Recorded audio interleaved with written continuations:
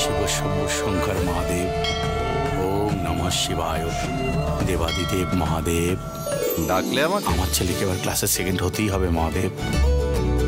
তোমার ছেলে পড়াশোনা করলে হবে ক্লাসে সেকেন্ড, আর না করলে পরের বছর। তুমি ভালো মানুষদের কষ্ট দাও আর খারাপ মানুষদের সুখে রাখো কেন? সুখে থাকার ট্রেনিং দিচ্ছি ভালো মানুষদের। আর খারাপ মানুষদের ওয়ার্নিং।